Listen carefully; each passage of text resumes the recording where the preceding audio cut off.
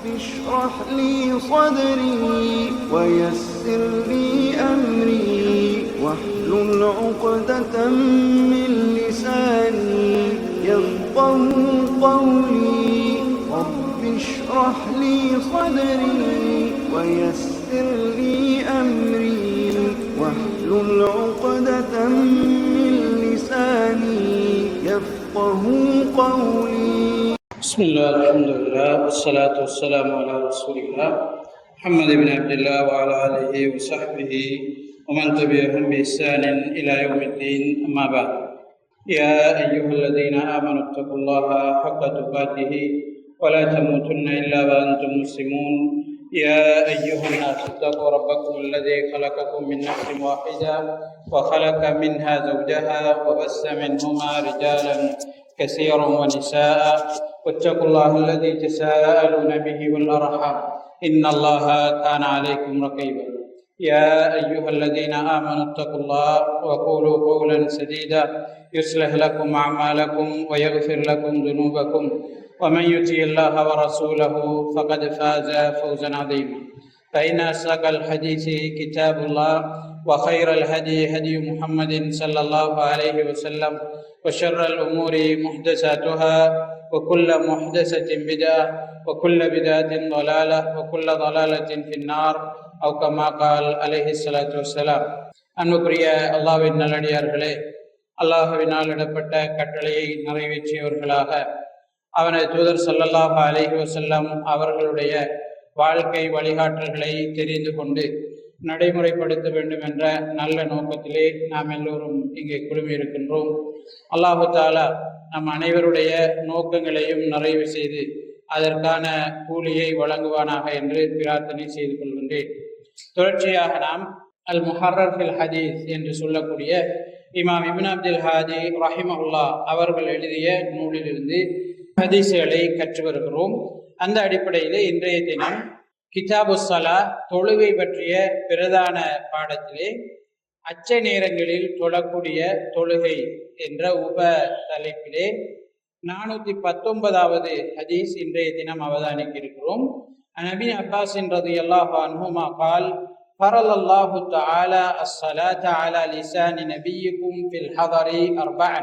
அல்லாஹு தஆலா உங்களுடைய நபியினூடாக ஊரில் நீங்கள் இருந்தால் 4 ரக்காத்துக்களை தொழுமாறும், வஃபி ஸஃபரி ரக்அத்தைன் பிரயாணத்திலே 2 ரக்காத்துக்களாக சுருக்கி கொள்ளுமாறும், வஃபில் ஹௌஃபி ரக்அத்தன் பயம் அச்சம் நிறைந்த யுத்த நேரங்களிலே 1 ரக்காத்தாக தொழுமாறும் ஏவியுள்ளான் என்று இப்னு அப்பாஸ் ரலியல்லாஹு அன்ஹு அவர்கள் அறிவிக்கக்கூடிய செய்தி முஸ்லிமிலே பதிவு செய்யப்பட்டிருக்கிறது. ஏற்கனவே நாங்கள் பார்த்த ஹதீஸிலே அச்ச நேரங்களிலே 2 ரக்காத்துகள் தொழ வேண்டும் என்பது சொல்லப்பட்டிருக்கிறது. அதே நேரம் அந்த தொழுகையை இமாம் 1 ரக்காத்தை தொழுது முடித்த பிறகு மாமூம்கள் 2வது ரக்காத்தை முடித்து சலாம் கொடுத்து விட்டு செல்ல வேண்டும். அடுத்த குரூப் இமாமோடு சேர்ந்து 2வது ரக்காத்தை நிறைவேற்றி இமாமோடு சேர்ந்து அவர்கள் சலாம் கொடுப்பார்கள் என்று சென்ற வகுப்பிலே நாங்கள் கற்றிருந்தோம். இந்த ஹதீஸிலே 2 குழுக்கள், ஒவ்வொரு குழுக்களும் ஒவ்வொரு ரக்காத் தொழுதால் போதுமானது என்று இந்த ஹதீஸிலே எங்களுக்கு பதிவு செய்யப்பட்டிருக்கிறது. எனவே ரசூலுல்லாஹி ஸல்லல்லாஹு அலைஹி வஸல்லம் அவருடைய தொழுகைகளில் சில பொழுதுகளில் பெரும்பான்மையான சந்தர்ப்பங்களிலே அச்ச நேரங்களில் நபி அவர்கள் தொழுவிக்கும் நேரம் 2 ரக்காத்துக்கள் தொழுவித்தார்கள் என்பதுதான் பெரும்பான்மையான சஹாபாக்களுடைய அறிவிப்பாக இருக்கிறது. ஒரு சில சந்தர்ப்பங்களிலே கஷ்டமான நிலைகளிலே இவ்வாறு 1 ரக்காத்துக்கள் தொழுதிருக்கிறார்கள் என்பதும் எங்களால் புரிந்து கொள்ளக்கூடியதாக இருக்கிறது. 420வது செய்தி அன் ஜாபிர் பின் அப்துல்லா ரலியல்லாஹு அன்ஹுமா قال شهدت مع رسول الله صلى الله عليه وسلم صلاة الخوف. நபி ஸல்லல்லாஹு அலைஹி வஸல்லம் அவர்களுடன் அச்ச நேர தொழுகையில் நான் கலந்து கொண்டேன். ஃபஸஃபனா ஸஃபைன் எங்களை 2 பிரிவாக நபி ஸல்லல்லாஹு அலைஹி வஸல்லம் அவர்கள் பிரித்தார்கள், 2 வரிகளாக பிரித்தார்கள். சஃபுன் ஹல்ஃப ரசூலுல்லாஹி ஸல்லல்லாஹு அலைஹி வஸல்லம் நபி ஸல்லல்லாஹு அலைஹி வஸல்லம் அவர்களுக்கு பின்னால் ஒரு சஃப் நின்றது. வல் அதுவு பைனனா வ பைனல் கிப்லதி எங்களுக்கும் கிபிலாவுக்கும் இடையிலே எதிரிகள் நின்றார். அப்ப தொழுகிற திசையும் எதிரிகள் நிற்கிற திசையும் நேருக்கு நேர இருக்கக்கூடிய சந்தர்ப்பம். நபி அவர்கள் 2 சப்புகளாக மாமூம்களை வைக்கிறார்கள். ஒரு சப்பு நபிக்கு பின்னால் நிற்கிறது, அடுத்த சப்பு அதற்கு பின்னால் நிற்கிறது. فكبر النبي صلى الله عليه وسلم وكبرنا جميعا ثم ركع وركعنا جميعا. நபி ஸல்லல்லாஹு அலைஹி வஸல்லம் அவர்கள் தக்பீரத்துல் இஹ்ராம் சொன்னார்கள், நாங்களும் தக்பீர் சொன்னோம். பிறகு ருக்கு செய்தார்கள், நாங்கள் அனைவரும் ருக்கு செய்தோம். ثم رفع رأسه من الركوع فرفعنا جميعا. பிறகு ருக்குயிலிருந்து நபி அவர்கள் தலையை உயர்த்தினாங்க, நாங்கள் அனைவரும் உயர்த்தினோம். ثم انحدر بالسجود والصف الذي يليه. பிறகு நபி ஸல்லல்லாஹு அலைஹி வஸல்லம் அவர்கள் சுஜூது செய்தார்கள், அதனோடு சேர்த்து அவர்களுக்கு பின்னால் நின்ற சஃப்பும் சுஜூது செய்தது. وقام الصف المؤخر في نحر العدو. அவங்களுக்கு பின்னால நின்ற சஃப் சுஜூது செய்யல, நின்றுட்டு இருந்தாங்க, எதிரிகளை பார்த்து கொண்டு இருந்தாங்க. 2 சஃப்பு நபி அவர்களுக்கு பின்னால நின்ற சஃப்பு உடனடியாக ரசூலுல்லாஹ் சுஜூது செய்யற நேரம் சுஜூது செய்யறது, அடுத்த சஃப் அப்படியே நிலையில் நிற்கிறது, அவங்க எதிரிகளை பார்த்து கொண்டு நிற்கிறாங்க. وقام الصف الذي يليه انحدر الصف المؤخر بالسجود. ரசூல் ஸல்லல்லாஹு அலைஹி வஸல்லம் அவர்கள் சுஜூதை முடிச்ச உடனே ரசூல் ஸல்லல்லாஹு அலைஹி வஸல்லம் அவர்களோடு சேர்ந்து இருந்த அந்த சஃப் எழும்பிச்சு, பின்னுக்கு நின்ற சஃப் என்ன செய்தது? சுஜூது செய்தது. வகாம், பிறகு 2 பேரும் சேர்ந்து என்ன செய்தார்கள்? எழுந்தார்கள் 2வது ரக்காத்துக்கு. ثم تقدم الصف المؤخر وتأخر الصف المقدم. பிறகு 2வது நின்ற சஃப் முன்னுக்கு வந்துச்சு, முன்னுக்கு நின்ற சஃப் என்ன செய்யுது? பின்னுக்கு போகுது. ثم ركع النبي صلى الله عليه وسلم وركعنا جميعا. பிறகு ரசூலுல்லாஹ் ருக்கு செய்தார்கள், நாங்கள் அனைவரும் ருக்கு செய்தோம். ثم رفع رأسه من الركوع ورفعنا جميعا. பிறகு ருக்குவிலிருந்து தலையை உயர்த்தினாங்க, நாங்க எல்லாருமே தலையை உயர்த்தினோம். ثم انحدر بالسجود والصف الذي يليه الذي كان مؤخرا في الركعة الأولى. பிறகு நபி ஸல்லல்லாஹு அலைஹி வஸல்லம் அவங்க சுஜூது செய்தாங்க. சுஜூது செய்த போது அவருக்கு பின்னால் அடுத்ததாக நின்ற சஃப்பு சுஜூது செய்தது. அப்படி என்றால் ஆரம்ப ரக்காத்துல பின்னுக்கு நின்ற சஃப், ஒரு ரக்காத் அடுத்த ரக்காத்துல முன்னுக்கு நின்றார்கள், பின்னுக்கு போறாங்க, பின்னுக்கு நின்றார்கள், முன்னுக்கு வராங்க. 2வது ரக்காத் ரசூல் ஸல்லல்லாஹு அலைஹி வஸல்லம் அவர்கள் சுஜூது செய்கிற நேரம் அந்த முதலாவது சஃப்பும் நபி ஸல்லல்லாஹு அலைஹி வஸல்லம் அவர்களும் சுஜூது செய்கிறார்கள். வகாம ஸஃபுல் முஅக்கரு ஃபீ நஹூரில் அது. பின்னுக்கு நின்ற சஃப் என்ன செய்வது? எதிரிகளை உற்று நோக்கி கொண்டு அவதானி கொண்டு அப்படியே நின்று சுஜூது செய்வது. فلما قضى النبي صلى الله عليه وسلم السجود والصف الذي يليه. நபி ஸல்லல்லாஹு அலைஹி வஸல்லம் அவர்களுக்கு பின்னால நின்ற சஃப்பும் நபி ஸல்லல்லாஹு அலைஹி வஸல்லம் அவர்களும் சுஜூதிலிருந்து எழுந்த உடனே இன்ஹதர ஸஃபுல் முஅக்கரு பிஸ்ஸுஜூத். பின்னுக்கு நின்ற 2வது நின்ற சஃப் என்ன செய்தார்கள்? சுஜூது செய்தார்கள். ثم سلم النبي صلى الله عليه وسلم وسلمنا جميعا. நபி ஸல்லல்லாஹு அலைஹி வஸல்லம் அவங்க பிறகு சலாம் கொடுத்தார்கள், எல்லாருமா சேர்ந்து என்ன செய்தார்கள்? சலாம் கொடுத்தாங்க. கமா யஸ்னஉ ஹரசுக்கும் ஹாஉலாஇ பிஉமராஇக்கும். உங்களுடைய பாதுகாப்பு பிரிவினர்களோடு அதனுடைய தலைவர்கள் நடந்து கொள்வதை போல என்று ஜாபிர் ரலியல்லாஹு அன்ஹு அவர்கள் சொல்லக்கூடிய செய்தி முஸ்லிமிலே பதிவு செய்யப்பட்டிருக்கு. அப்ப அச்ச நேரத்துல தொழக்கூடிய ஜமாத்தா தொழுவதுக்குரிய 2வது முறை இந்த சப்ல இந்த ஹதீஸ்ல சொல்லப்படுது, அல்லது 3வது முறை. முதல்ல நாங்க போன வகுப்புல பார்த்தது மாமுங்களை 2 அணியாக பிரிக்கிறது. ஒரு அணி எதிரிகள்ற பக்கம் என்ன செய்யறது? போய் நிக்கிறது பார்த்து கொண்டு, ஒரு அணி ரசூல் ஸல்லல்லாஹு அலைஹி வஸல்லம் அவர்களோட ஒரு ரக்காத்தை தொழுதுட்டு அவங்க 2வது ரக்காத்தை சுயமாக எழும்பி தொழுது சலாம் கொடுத்துட்டு போயிடுவாங்க. நபி ஸல்லல்லாஹு அலைஹி வஸல்லம் அவங்க அப்படியே இருப்பாங்க.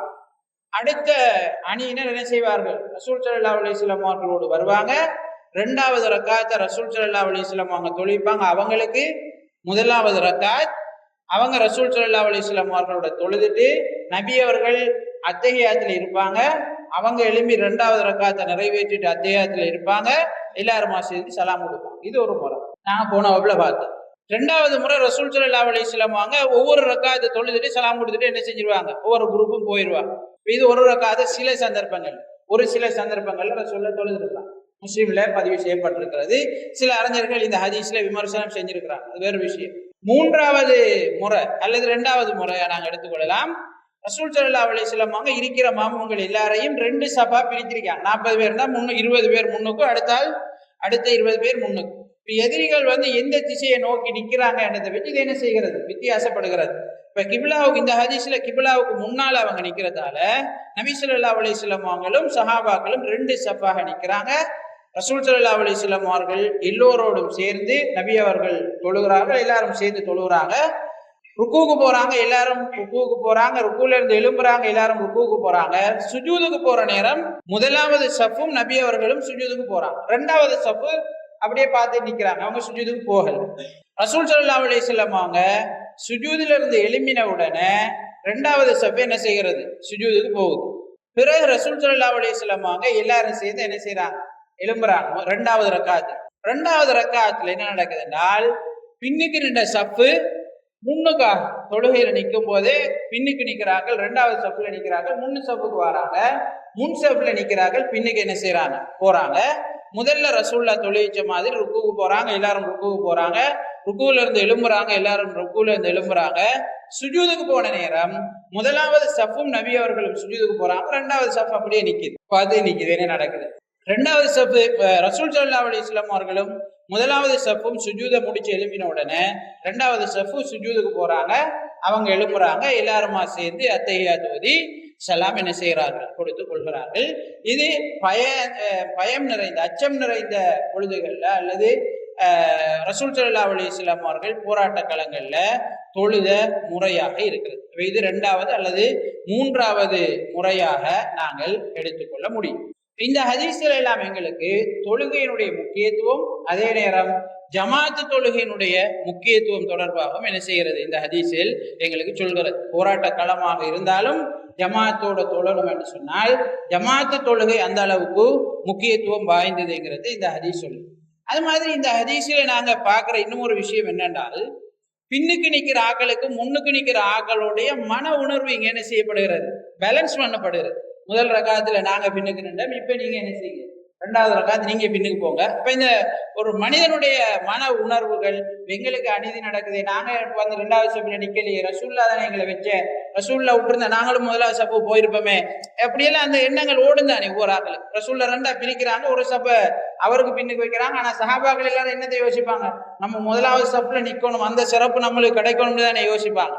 அப்ப ரசூல் ஸல்லல்லாஹு அலைஹி வஸல்லம் இதெல்லாம் இங்க இந்த தொழுகையில கவனிக்கப்படுறத நாங்க பார்க்கிறோம். எனவே கட்டாயம் ஒரு விஷயத்தை செய்ய போற நேரம் அடுத்தவர்களுடைய உணர்வு, அடுத்தவர்களுடைய எதிர்பார்ப்புகளையும் அந்த விஷயத்தை நிறைவேற்றக்கூடியவர் புரிந்து கொண்டு முடியுமானவைகளை நிறைவேற்றுவதற்கு முயற்சிக்கும். முடியாட்டி ஒன்றும் செய்யல, அடுத்தவங்க இப்படி எதிர்பார்க்கிறாங்க, அது அவங்கள நாங்க தப்பு சொல்ல முடியாதுன்னு சொன்னால், இப்ப இன்னைக்கு தப்பு சொல்ல முடியாது.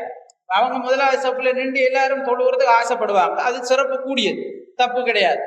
ரசூல் ஸல்லல்லாஹு அலைஹி வஸல்லம் அவங்க 2வது சஃப்ல வச்சிருக்காங்க, நிக்கத்தான் வேணும், ஒன்றும் செய்யல, அது ரசூலுல்லாவுடைய கட்டளை. ரசூலுல்லாவுடைய கட்டளையை நிறைவேற்றணும், அவங்களோட மன உணர்வு அந்த நன்மையும் அவங்க என்ன செய்யணும், பெறணும். இப்ப ரசூல் ஸல்லல்லாஹு அலைஹி வஸல்லம் அவங்க இதுக்கு ஒரு பேலன்ஸை என்ன செய்யறாங்க, உருவாக்குறாங்க. அப்ப சமூகத்தை வழிநடத்தக்கூடியவர்கள் சமூகத்தினுடைய எதிர்பார்ப்புகளையும் கவனத்துல கொண்டு நிறைவேற்ற முடியுமானவைகளை, சாத்தியமானவைகளை நிறைவேற்றுவதற்கு ஒரு பேலன்ஸ் தன்மையோடு நடப்பதற்கு கடமைப்பட்டிருக்கிறார்கள் என்பதையும் புறக்கிருத்திய அடிப்படையில் இந்த தலைப்போடு ஒட்டியதாக இல்லாம நாங்க இந்த ஹதீஸ்ல இருந்து என்ன செய்யறோம், விளங்கிக் கொள்ளக்கூடியதாக இருக்கிறது.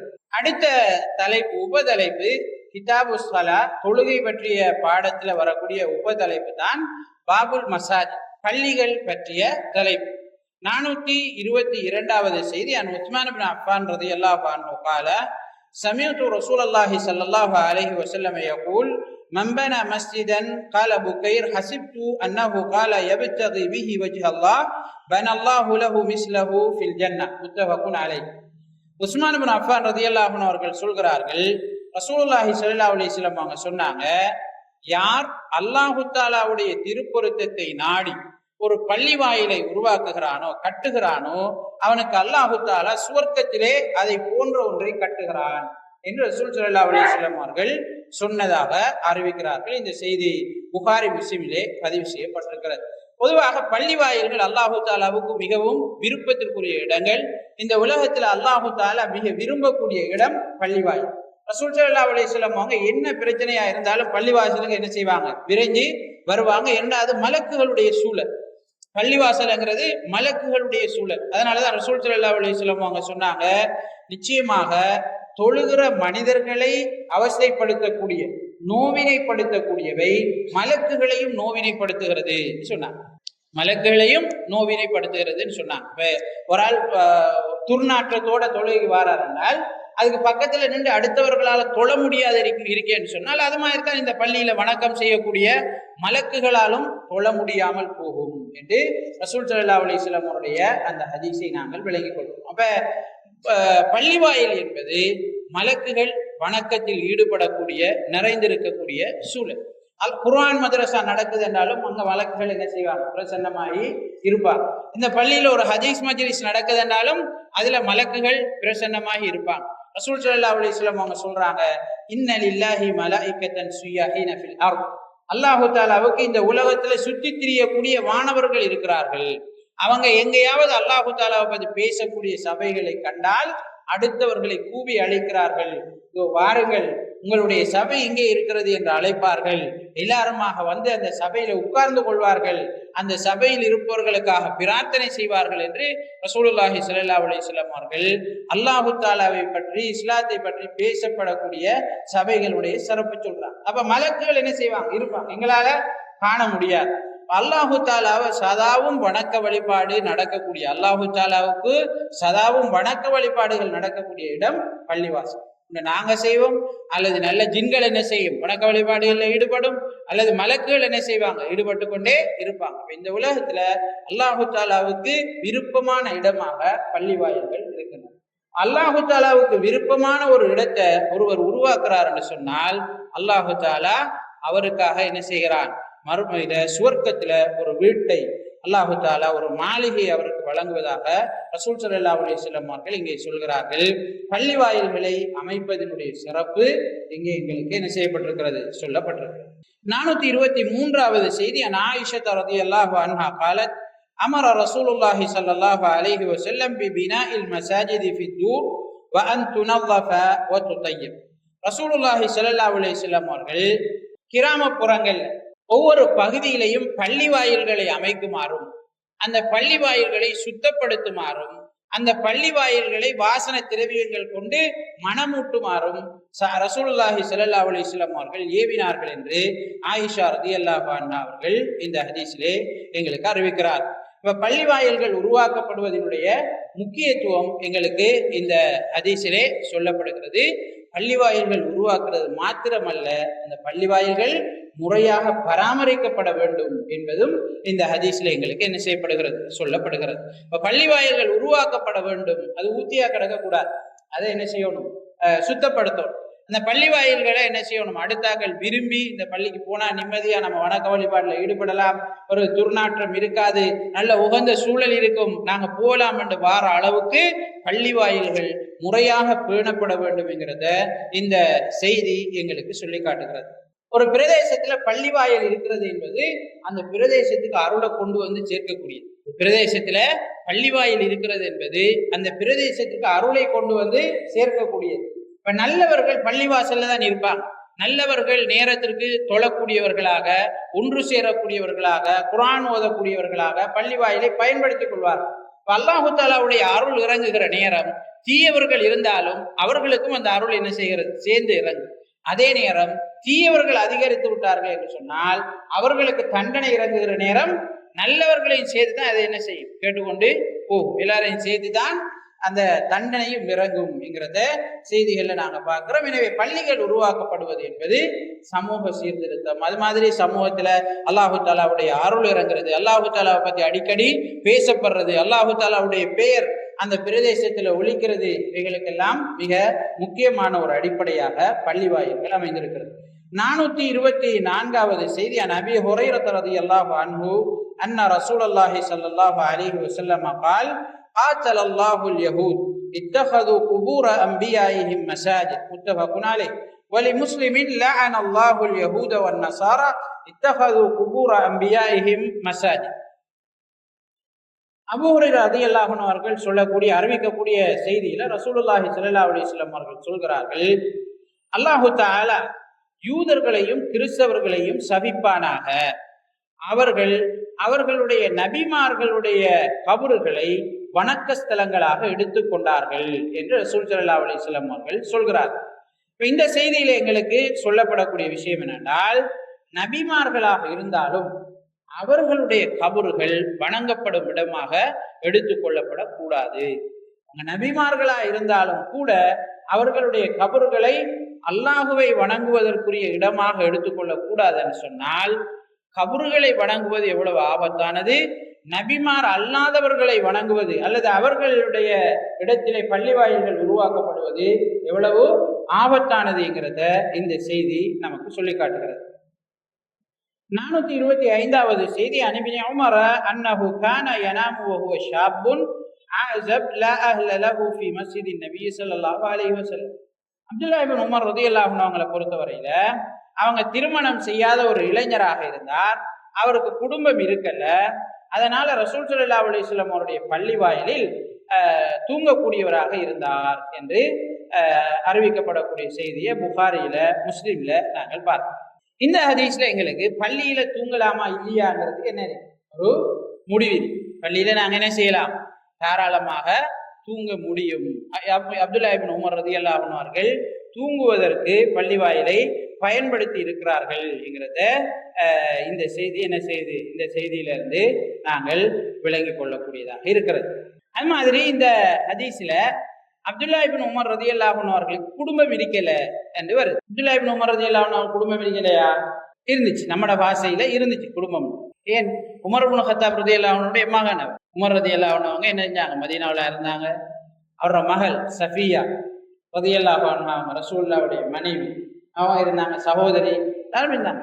குடும்பம் இருக்கலன்னு இந்த ஹதீஸ்ல வருது. என்ன இப்ப குடும்பம்? மனைவி. குடும்பம் என்றால் மெயின் பாக்குறது என்னது? குடும்பம் என்றால் மெயின் ரோல் அங்க மனைவி. மனைவி இருக்கல, அவரு திருமணம் முடிக்காத ஒருவராக என்ன செய்தார், இருந்தார். இதுல ஷியாக்களுக்கு பதிலடி இருக்கு. ஷியாக்களை பொறுத்தவரையில அவங்க என்ன சொல்லுவாங்க, ரசூல் ஸல்லல்லாஹு அலைஹி வஸல்லம் அவருடைய மனைவிய அவர்களுடைய குடும்பத்துல சேர்க்க மாட்டாங்க. ரசூல் ஸல்லல்லாஹு அலைஹி வஸல்லம் அவருடைய மனைவிமார அவர்களுடைய குடும்பத்துல என்ன செய்ய மாட்டாங்க, சேர்க்க மாட்டாங்க. ஹசன் ரலியே அவருடைய குடும்பத்துல சேர்ப்பாங்க, ரசூலுல்லாஹ்வுடைய குடும்பம் என்பாங்க. ஹுசைன் ரலியே குடும்பம் என்று சொல்லுவாங்க. ஃபாத்திமா ரலியல்லாஹு அன்ஹா அவங்கள குடும்பம்னு சொல்லுவாங்க. ஃபாத்திமா ரலியல்லாஹு அன்ஹாவுடைய தாய் ரசூலுல்லாஹ்வுடைய குடும்பமான்னு கேட்டா இல்லம்மா. ஃபாத்திமா ரசூலுல்லாஹ்வுடைய குடும்பம், ஃபாத்திமாவுடைய தாய் ரசூலுல்லாஹ்வுடைய குடும்பமான்னு கேட்டா இல்ல, அவ குடும்பம் இல்லை. அவ எங்க ஃபாத்திமா ரலி எப்படி வந்த, ஹசன் ஹுசைன் எப்படி வந்த என்றால், இந்த ஹதீஸ் எங்களுக்கு மெயின் குடும்பம் என்றாலே மெயினானது என்ன, அவனுக்கு பிள்ளை விட்டு இல்லாட்டியும் பிரச்சனை இல்லை, குடும்பம் வந்தாலே அங்க மெயினா பாக்குறது மனைவி. மனைவி தான் குடும்பம் என்றதுல மெயினான ரோலாக இங்கே சொல்லப்படக்கூடியதையும் எங்களால் விளங்கக்கூடியதாக இருக்கு. 426வது செய்தி, நபி ஹுரைரா ரலியல்லாஹு அன்ஹு قال بعث النبي صلى الله عليه وسلم خيلا قبل نجد فجاءت برجل من بني حنيفة يقال له سمامة بن عثال فربطوه في بسارية من جوار المسجد. ரசூல் ஸல்லல்லாஹு அலைஹி வஸல்லம் அவங்க ஒரு போராட்ட குழு அனுப்புறாங்க. இந்த போராட்ட குழு செல்கிறது சுமாமத் இப்னு உசால் என்று சொல்லக்கூடிய ஒரு ஆளை பிடிச்சிட்டு என்ன செய்யறாங்க, பள்ளிக்கு கொண்டு வராங்க. கொண்டு வந்து பள்ளியுடைய ஒரு தூண்ல கட்டுறாங்க. ஃபகரஜ இலை நபி ஸல்லல்லாஹு அலைஹி வஸல்லம் ஃபகால அத்லிகு சுமாமா. ரசூல் ஸல்லல்லாஹு அலைஹி வஸல்லம் அவங்க வெளியேறி வராங்க, சுமாமாவை அவுட் விடுங்க சொல்றாங்க. فانطلق الى نخل قريب من المسجد فاغتسل ثم دخل المسجد وقال اشهد ان لا اله الا الله واشهد ان محمدا رسول الله. அவர் அவுட் விட்டோன்னா உடனடியே அவர் என்ன செய்யறாரு, போறாரு, போய் ஒரு கிணத்து உள்ள பகுதிக்கு போறாரு, குளிக்கிறாரு, சுத்தமாகி கொண்டு ரசூல் ஸல்லல்லாஹு அலைஹி வஸல்லம் அவங்கள்ட்ட வாராரு. வந்து கலிமாவை சொல்லி இஸ்லாத்தை ஏற்றுக்கொள்கிறார். அஷ்ஹது அல்லா இலாஹ இல்லல்லாஹ் அஷ்ஹது அன்ன முஹம்மதர் ரசூலுல்லாஹ் என்று சொல்லி இஸ்லாத்தை ஏற்றுக்கொள்கிறார் என்ற செய்தி புகாரி முஸ்லிமிலே பதிவு செய்யப்பட்டிருக்கிறது. இமாம் இப்னு அப்துல் ஹாதி ரஹிமஹுல்லாஹ் அவர்கள் இந்த அவருடைய தலைப்புக்கு ஏற்ப சுருக்கமான செய்தியாக இந்த ஹதீஸை பதிவு செஞ்சிருக்கிறாங்க. அவருடைய தலைப்பில் அவர் என்ன சொல்ல வருகிறார் என்றால், இந்த ஹதீஸின் மூலம் ஒரு எதிரியை பிடித்து கொண்டு வந்து என்ன செய்யலாம், பள்ளியில் கட்டலாமா இல்லையான்னு கேட்டால் கட்டலாம். அவ்வளவுதான் இந்த ஹதீஸ்ல அவரு இந்த ஹதீஸை இந்த பாடத்துல போடுவதன் ஊடாக இந்த பாடத்துக்கும் இந்த ஹதீஸுக்கும் இடையில உள்ள தொடர்பு என்ன, ஒரு எதிரியை கொண்டாந்து பள்ளிக்குள்ள அடைச்சி வைக்கலாமா, பள்ளிக்குள்ள தூண்ல கட்டலாமான்னு கேட்டால் கட்டி வைக்கலாம் என்றது இந்த ஹதீஸ்ல அவர் சொல்லக்கூடிய விஷயம்.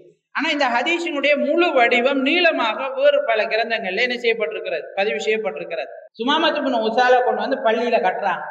ரசூலுல்லாஹி ஸல்லல்லாஹு அலைஹி வஸல்லம் அவங்க முதல் நாள் வெளியேறாங்க. வெளியேறி சுமாமத்து இப்னு உசால்கிட்ட கேட்கிறாங்க, கைஃப தஜிது நஃப்ஸக், எப்படி இருக்காய் நீ, என்ன மாதிரி இருக்கே உன் உள்ளம் என்று ரசூல் ஸல்லல்லாஹு அலைஹி வஸல்லம் அவர்களிடம் ரசூலுல்லாஹ் கேட்கிறாங்க. அப்ப அவர் சொல்றாரு, நீங்க கொலை செஞ்சால் இந்த உலகத்துல தகுதியான ஒருத்தனை தான் என்ன செய்ய போறீங்க, கொலை செய்ய போறீங்க. ஏன்னா சுமாமாக்கே தெரியும், அவரு முஸ்லிம்களுக்கு செய்த அநியாயத்தின் காரணமாக கொலை செய்யப்படுவதற்கு தகுதியான ஒரு ஆள். அவருடைய உள்ளம் சொல்கிறது, அவருடைய உள்ளம் அவருக்கு சாட்சி. என்ன ரசூலுல்லாஹ் ஏற்கனவே அவரை கொலை அறிவிச்சிருந்தாங்க. அப்ப அவர்கிட்ட கேட்டோன்னு அவர் சொல்றாரு, நீங்க கொலை செஞ்சா கொலை செய்யப்படுறதுக்கு தகுதியான ஒரு ஆளை தான் நீங்க கொலை செய்றீங்க. ஆனா என்ன, நீங்க விடுவீங்களா இருந்தால் நன்றி உள்ள ஒரு ஆளாக நான் இருப்பேன் என்று சொல்லி என்ன செய்யறார் சொல்றார். சொல்ல அவரை விட்டுறான். அவர் அப்படியே பள்ளியில இருக்கிறாரு, என்ன நடக்குதுன்னு பாக்குறாரு, முஸ்லிம்களுடைய ஒற்றுமையை பாக்குறாரு, ரசூல் ஸல்லல்லாஹு அலைஹி வஸல்லம் அவருடைய போதனைகளை என்ன செய்யறாரு கேட்கிறாரு, முஸ்லிம்கள் கட்டுக்கோப்பா இருக்கிறத பாக்குறாரு. அவரு முஸ்லிம்களுக்கு செய்த அநியாயத்தை எல்லாம் என்ன செய்யறாரு, திரும்ப திரும்ப ஞாபகப்படுத்தி கொள்றாரு. நம்ம இப்படியான ஒரு குரூப்புக்கு இந்த மாதிரி நடந்துட்டோமே என்று வேதனைப்படுறாரு. இதெல்லாம் நடந்துருக்கு. 2வது நாள் ரசூலுல்லாஹ் வரா, அவர் கேட்கிறாங்க, எப்படி இருக்கிறீங்க அப்படின்னோடனே அதே மாதிரி அவர் சொல்றாரு, நீங்க கொலை செஞ்சால் இந்த மாதிரி ஒரு குரூப்புக்கு நான் இப்படி நடந்திருக்கேனே என்று அவருக்கு விளங்கிட்டு. இப்ப நீங்க கொலை செஞ்சால் தகுதியான ஒரு ஆளை தான் கொலை செய்றீங்க, எந்த குற்றமும் உங்களுக்கு வராது, நீங்க விட்டால் நான் நன்றி உள்ள ஒரு ஆளாக இருப்பேன் என்று சொல்றாரு. சொல்ல சும்மா விட்டுட்டு போயிடுறாங்க. 3வது நாள் என்ன செய்யறாங்க, வாராங்க, அவர்கிட்ட கேட்கிறாங்க. கேட்டோன்னு இதே பதில சொல்றாரு ரசூலுல்லாஹ். அவரை அவிழ்த்து விட சொல்றாங்க. அவர் என்ன செய்யறாரு, போய் தன்னை சுத்தப்படுத்தி கொண்டு வந்து ரசூல் ஸல்லல்லாஹு அலைஹி வஸல்லம் இஸ்லாத்தை ஏற்றுக்கொண்டு அவர் சொல்றாரு, அல்லாஹ்வின் தூதரே, இந்த உலகத்துல எனக்கு மிக வெறுப்புக்குரிய ஒரு ஆளாக நீங்க தான் இருந்தீங்க. இந்த உலகத்துல எனக்கு மிக வெறுப்புக்குரிய ஒருவராக நீங்கள் தான் இருந்தீர்கள். இன்றைக்கு இந்த உலகத்துல மிக விருப்பத்திற்குரிய பாசத்திற்குரிய ஒருவராக நீங்க மாறி இருக்கிறீர்கள், நீங்கள் தான் இருக்கிறீர்கள். இந்த உலகத்துல எனக்கு மிக வெறுப்புக்குரிய ஒரு சமூகமாக நீங்க இருக்கிற சமூகம் தான் இருந்தது. ஆனா இப்ப மிக விருப்பத்திற்குரிய ஒரு சமூகமாக இந்த உலகத்துல நீங்கள் இருக்கக்கூடிய சமூகம் இருக்கிறது. இந்த உலகத்துல மிக வெறுப்புக்குரிய இடமாக நீங்கள் இருக்கக்கூடிய இடம் இருந்தது. ஆனா இப்ப மிக விருப்பத்திற்குரிய ஒரு இடமாக நீங்கள் இருக்கக்கூடிய இடம் மாறிவிட்டது என்று சொல்லி சுமாமத் இப்னு உசால் ரசூல் ஸல்லல்லாஹு அலைஹி வஸல்லம் அவங்களுக்கு சாட்சி சொல்றாங்க. அவருடைய மன உணர்வுகளை வெளிக்காட்டி கொள்றாங்க. இந்த ஹதீஸ்ல புறநடையாக இந்த தலைப்போடு ஒட்டியதாக இல்லாம நாங்க விளங்கிக் கொள்ளக்கூடிய விஷயங்கள் என்னென்றால், ஒருவர் அவருடைய பண்பாட்டை சீர்படுத்திக் கொள்கிற போது எதிரியாக இருந்தாலும் அவருடைய மனதில் நல்ல மாற்றங்கள் நிச்சயமாக என்ன செய்யும், உருவாகும். நம்முடைய பண்பாடு, நம்முடைய வார்த்தை பிரயோகம், அடுத்தவர்களை நாங்கள் மதிச்சு நடக்கிறது, சிறியவர்களுக்கு முதியவர்கள் சலாம் சொல்றது, முதியவர்கள் சிறியவர்களுக்கு சலாம் சொல்றது, பள்ளியில நுழையிற நேரம் நல்ல மாதிரி என்ன செய்யறது, நடந்து கொள்றது, சமூக ரீதியான கட்டுக்கோப்புகளை என்ன செய்யறது, பேணி கொள்றது, அடுத்தவர்களோடு நடக்கிற நேரம் நல்ல முறையில நல்ல வார்த்தைகளை பயன்படுத்தி புன்முறுவலோடு பிரச்சனைகள் வந்தாலும் ஒரு குறிப்பிட்ட அடிப்படையில் அதை தீர்த்துக் கொள்றது, இந்த மாதிரியான விஷயங்கள் அடுத்தவர்கள்ட்ட எதிரியா இருந்தாலும் அடுத்தவர்கள்ட்ட நல்லுணர்வுகளை ஏற்படுத்தும்ங்கிறத இந்த சம்பவம் எங்களுக்கு என்ன செய்கிறது சொல்கிறது. அடுத்ததா, மன்னிப்புக்கு இருக்கக்கூடிய மிகப்பெரிய ஒரு தாக்கம், மிகப்பெரிய ஒரு ஒரு ஒரு வெயிட் பவர், ஒரு செல்வாக்கு இந்த ஹதீஸ்ல என்ன செய்யறது எங்களுக்கு விளங்குது. ரசூல் ஸல்லல்லாஹு அலைஹி வஸல்லம் அவங்க மன்னிச்சு விட்டோன்னே அவருடைய நிலை முன்பு இருந்ததை விட நேர் எதிராக என்ன செய்யுது, மாறும். அப்ப மன்னிப்பு என்பது அந்த அளவுக்கு மிக தாக்கம் நிறைந்ததுங்கிறதையும் இந்த ஹதீஸ் என்ன செய்கிறது எங்களுக்கு சொல்லி காட்டுகிறது. வல்லவன் அல்லாஹ் தஆலா மிகச்சிறந்த படிப்பினைகளை பெற்றவர்களாக அதை பின்பற்றி வாழக்கூடியவர்களாக எங்கள் அனைவரையும் மாற்றுவானாக என்று பிரார்த்தனை செய்து கொள்கின்றேன்.